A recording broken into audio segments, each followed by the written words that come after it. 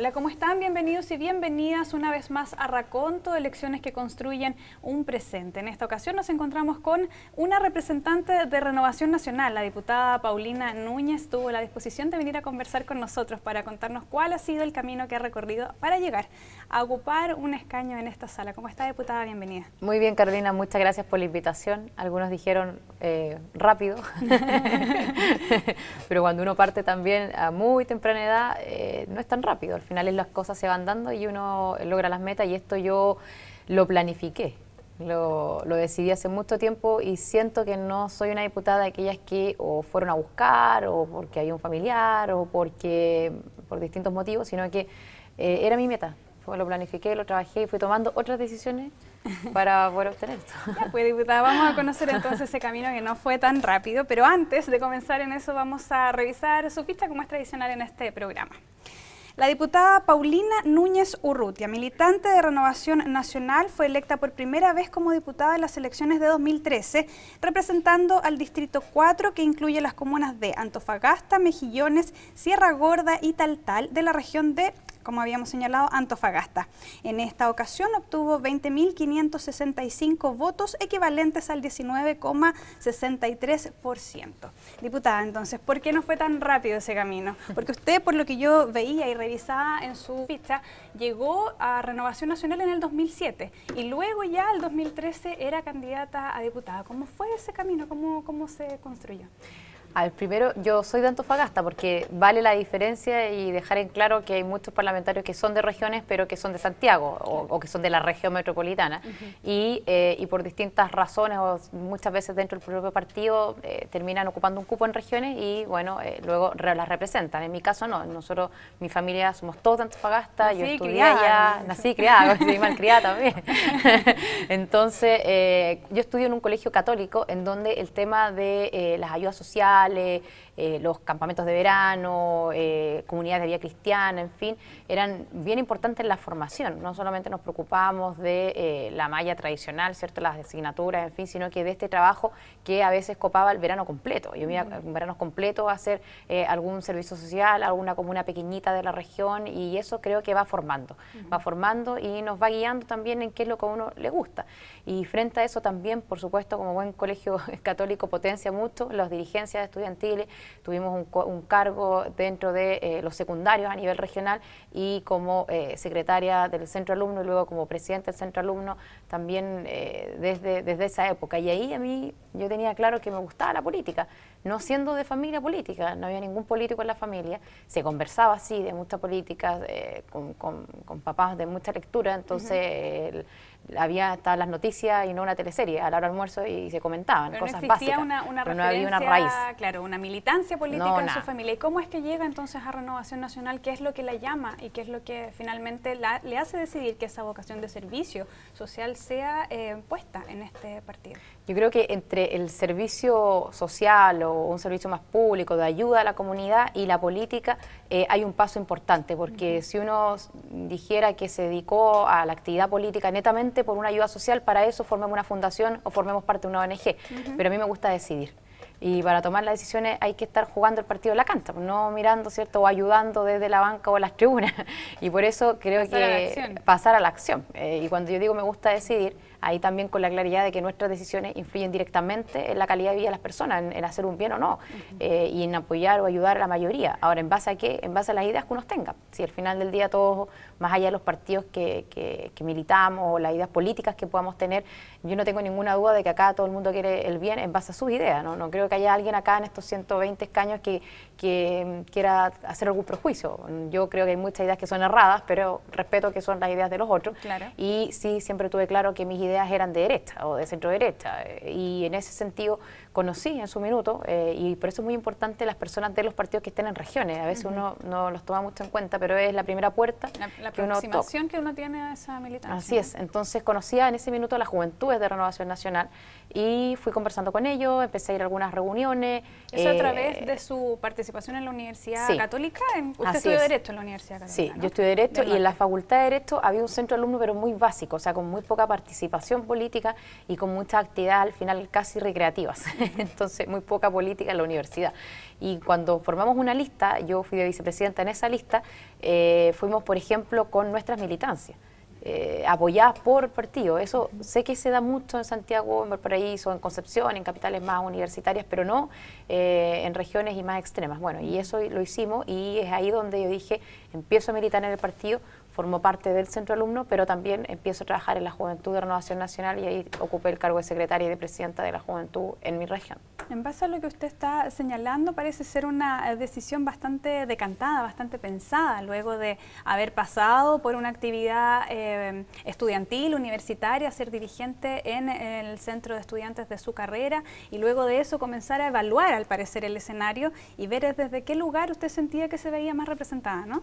Así es, y en eso ninguna duda. O sea, yo siento que estoy en un partido no porque me dieron un cupo o porque la sede me queda más cerca de la casa. Estoy ahí porque hay valor, hay principio, hay forma de cómo deberíamos gobernar. Porque, insisto, nosotros estamos para gobernar, si no estamos acá para ayudar socialmente como lo hace una ONG, una fundación o alguna asociación.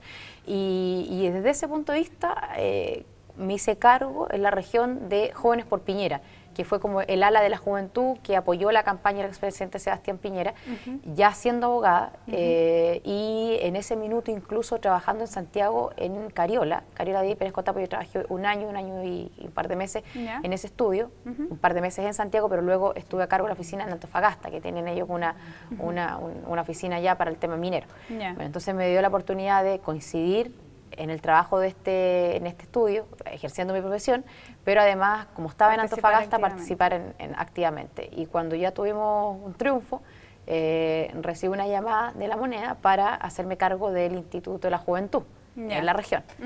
Y yo cuento siempre esto porque creo que sirve un poco de testimonio a aquellos que nos puedan estar viendo y que dicen yo también quiero entrar, y como si ella lo hizo, bueno, yo también, humildemente decir sí, si uno quiere y lo planifica y trabaja para eso, las cosas resultan. Es posible participar entonces de esa... ¿Y cuánto tiempo estuvo en el INJUF? Porque usted también fue seremi de gobierno allá. No estuve en el INJUF porque lo rechacé. Por eso me llamaba la atención, usted fue seremi de gobierno, lo veía. Porque siempre dicen, bueno... ¿Por qué lo rechazó? Le quería otra... Porque más creía, decisión. claro, porque yo tenía claro que podía aportar en el gobierno, que además habíamos trabajado para hacer gobierno, pero no creía que por ser joven tenía que emitirme o limitarme al Instituto de la Juventud.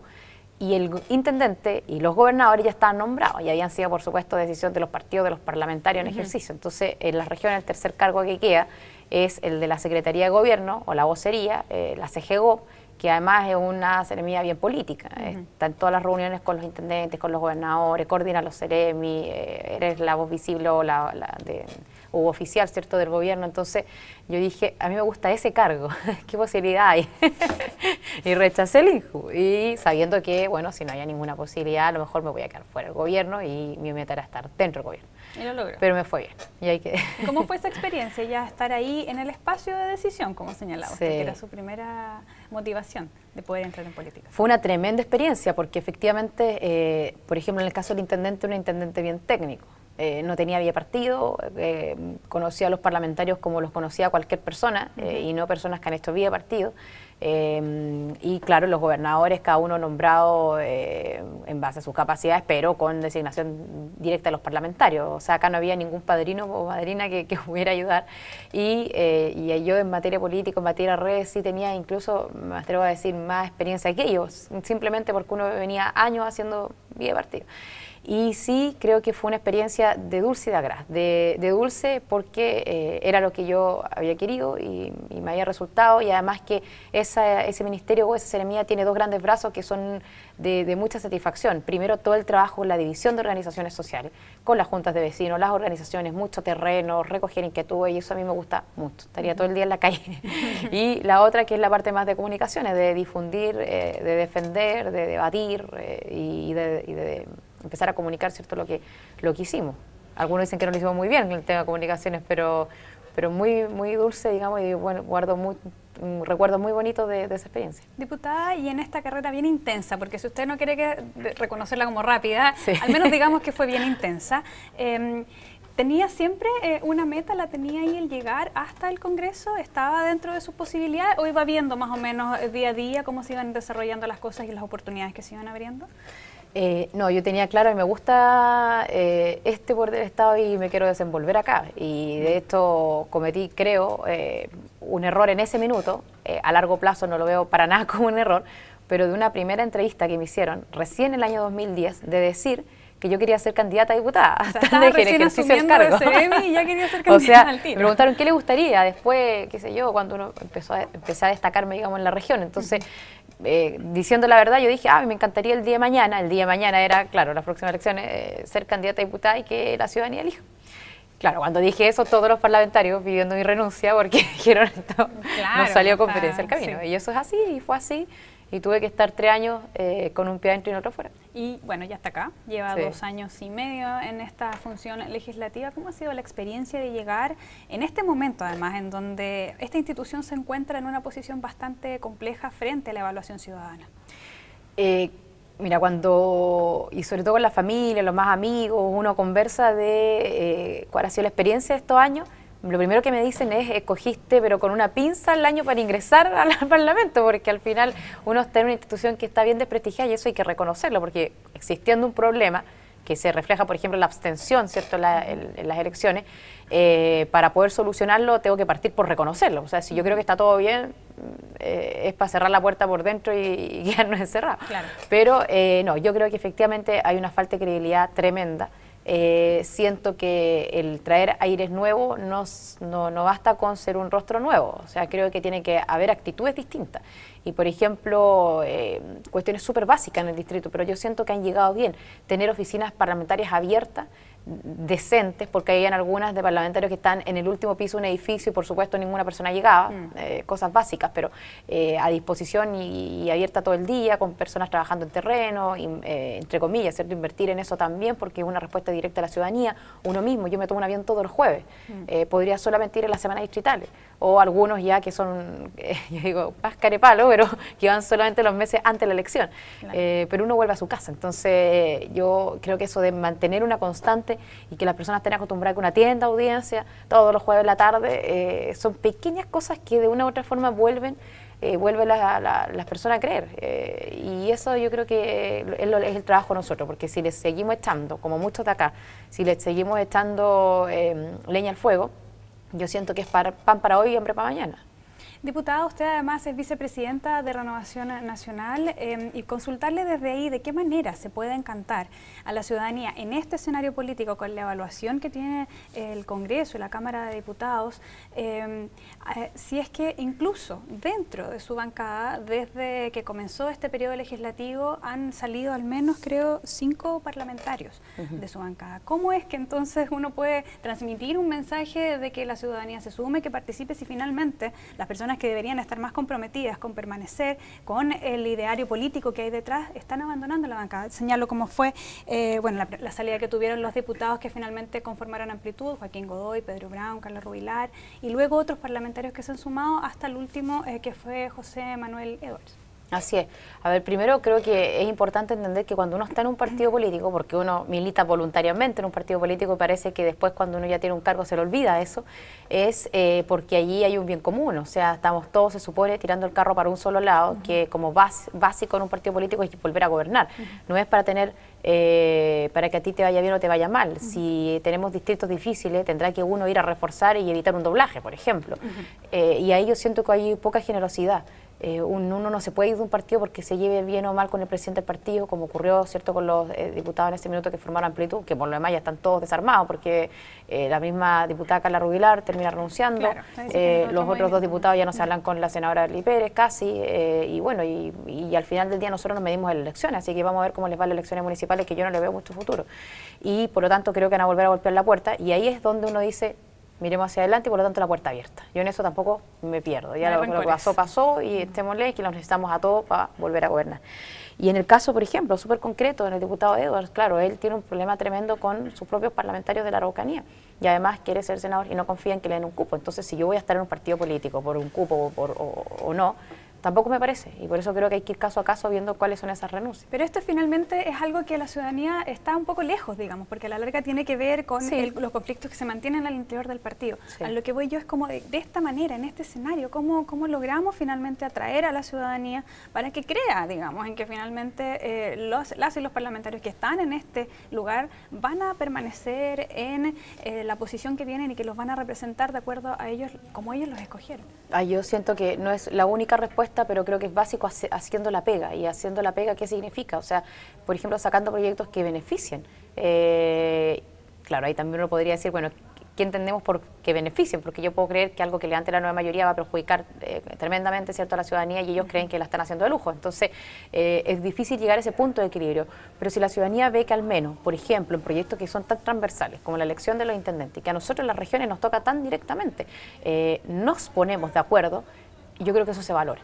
Nosotros hemos trabajado en la región, por ejemplo, con el senador Alejandro Guillé, con la diputada Marcela Hernando, en temas que son regionales, que no responden al programa de gobierno, porque ahí tendremos nuestras diferencias, pero cuando trabajamos unidos, vaya que se valora. Sí, eso es un ejemplo que se tiene valora, esa región, es verdad. Acá ustedes han sido capaces de sentarse a dialogar, por ejemplo, con respecto a la situación de contaminación de Antofagasta, y generar proyectos en conjunto. Exactamente, o el tema de migración, que también es profundo en nuestra región. Entonces, en esos puntos, si uno se pone de acuerdo y avanza, yo siento que la ciudadanía efectivamente lo valora. Diputada, y quiero llevarla ahora a otro tema. Ha sido bastante importante la valoración que ha existido de poder aumentar la participación de mujeres en la Cámara de Diputados. Usted lo debe vivir diariamente acá, son poquitas las mujeres, y finalmente los temas también que rondan en lo que tiene que ver la igualdad de género muchas veces cuesta posicionarlos y cuesta que tomen valor. En esa perspectiva, ustedes para estas últimas, las próximas elecciones municipales como partidos son uno de los partidos que tienen justamente mayor cantidad de candidatas y han hecho además un trabajo bastante intenso para poder potenciarlas como líderes. ¿Se nos puede comentar un poco con respecto a esa situación? Yo formo parte de la Mesa Nacional, de la Directiva Nacional de Renovación Nacional, en una de las 7 vicepresidencias que tiene. Y desde esa vicepresidencia yo dije, quiero aportar directamente con tener más mujeres en el partido, fortalecer el estamento de mujeres de Renovación Nacional. Y de esto estaba, por decirlo de alguna forma, en el papel, porque no era un estamento como tenemos la juventud con su reglamento, o como tenemos el estamento profesionales, por ejemplo, y lo logramos conformar al punto de que hoy día en cada región tenemos una encargada del estamento, y esa persona, esa mujer, está encargada a su vez, como bien tú decías, de tener candidatas, de tener charlas de capacitación, de formación, para poder convocar, para poder invitar. Y la meta para este año fue que fuéramos el partido que más mujeres inscribiera. Y lo logramos. Lo lograron, de hecho tienen muy por sobre el promedio nacional, digamos, de candidaturas. Renovación Nacional lo supera. Y nos costó incluso, y esto hay que decirlo, en algunas comunas, hablar con los maridos o con los hijos, de que la mamá fuera candidata, porque muchos de ellos decían directamente no me gusta, o las mujeres se sentían temerosas porque me decían, ¿y qué vamos a hacer? ¿Qué hago con mi familia? Y le digo, bueno, pero si no vas a ser ni diputada ni senadora, o sea, no vas a tener que viajar de tu región, te vas a hacer cargo 2 o 3 veces a la semana en un consejo de aportar en la que a ti más te guste. Bueno, y fuimos convenciendo. Entonces fue una labor, la verdad es que caso a caso, de mucha planificación y de entender que partimos muy temprano este año con charla en cada una de las regiones de motivación. Y en ese punto muchos nos discutieron en el partido, porque estuvo a cargo de Jennifer Warner, que es una periodista, una comunicadora, que además muy ligada a la farándula, en fin, y de Mauricio Campuzano, un periodista que trabajó mucho tiempo en el área política, en Mercurio, después en Entel, bueno, tiene un tremendo currículum. Entonces logramos tener esas dos partes importantes para poder tener más candidatas, y fuimos recorriendo las regiones más grandes de nuestro país y nos resultó. Y ahora la meta no es tener más candidatas, sino que esas mujeres ganen, tener esas concejalas y alcaldesas electas, y las que no, y con mira a la ley de cuotas, bueno, tener candidatas a diputadas, porque hoy día la bancada de Mujer a Renovación Nacional da pena, somos 2. Da pena, no por su miembro, pero da pena porque somos solamente 2 y es imposible. Pero es algo que se replica en el resto de las bancadas, o sea, la representación de la participación de las mujeres en la Cámara es bastante baja, además. Y justamente, ¿cómo se proyecta eso en adelante? ¿Cuáles son los temas que podrían generarse o podrían debatirse con un nuevo escenario femenino mayor, con mayor representación? Lo digo pensando un poco en lo que tiene que ver y los temas que se han debatido en este periodo y que están ahí todavía a la espera. Tiene que ser el proyecto de aborto, por ejemplo, un tema que está directamente vinculado a la mujer. Así es. Primero, yo quiero dejar algo bien en claro, porque cada vez que hablamos de la ley de cuotas, la respuesta en muchas veces de nuestro sector era, pero ¿por qué? Si la mujer tiene las mismas capacidades, tiene los mismos méritos, tenemos que acomodarla a través de una cuota para que pueda tener un cargo. Entonces yo decía, es la misma pregunta que me hago yo cuando se completan las listas parlamentarias, ¿por qué somos tan pocas? Y ahí culpa, claro, de los partidos por una parte, pero también culpa de muchas mujeres que no hacemos estos desafíos. O sea, yo me atrevería a decir que de las mujeres que estamos acá, o ingresamos muy jóvenes, por lo tanto todavía no estábamos casadas y no teníamos hijos, o directamente, ¿cierto?, ingresamos cuando los hijos ya estaban grandes, que es el caso de otras colegas. Y cuesta mucho que se decidan por supuesto, ¿cierto?, en la vida familiar. Y los hombres también tienen que asumir el rol que deben, digamos, no finalmente descansar tanto en las mujeres, ¿no? Porque ahí también hay unas responsabilidades compartidas en torno a la crianza. Diputada, de volver a consultarle con respecto, por ejemplo, a estos temas que se vinculan directamente con las mujeres, como puede ser los proyectos sobre aborto terapéutico. A ver, primero es importante que yo siento para fortalecer una democracia que haya equidad. Si nosotros no queremos ser más que el hombre y no estamos pidiendo que nos designen, hay muchos países que tienen cuota de designación, o sea que el partido designa qué mujer llega y esa mujer se instala. No, estamos pidiendo que nos dejen competir, precisamente porque la mirada de la mujer va a ser distinta en cada uno de estos proyectos. Y es válido, lógicamente, que el hombre dé la opinión respecto al aborto o respecto a cualquier otro tema. Por ejemplo, cuando se empezaba la discusión de las ISAPRE y la AFP, yo digo, bueno, las más perjudicadas somos las mujeres y la realidad no la viven ellos. Entonces, ¿cómo hablar desde lo que uno vive? Y por eso creo que es vital que tengamos más mujeres. Ahora, mi opinión, en el caso del aborto, por ejemplo, yo voté en contra de las 3 causales. Respeté a quienes no, creo que un proyecto que está disfrazado, creo que vamos a ir avanzando derechamente en generalizarlo, creo que hay una despenalización de este hoy delito y que hay cuestiones que quedaron en un vacío que yo siento van a servir o se van a interpretar de tal forma que al final del día cualquiera puede hacerlo. Vayamos a entrar en la discusión de la decisión de uno frente a otra vida. Cada una podrá hacer lo que quiera con su cuerpo, pero no contra otra vida, ¿cierto?, que lleva en el vientre materno. Esa es mi visión.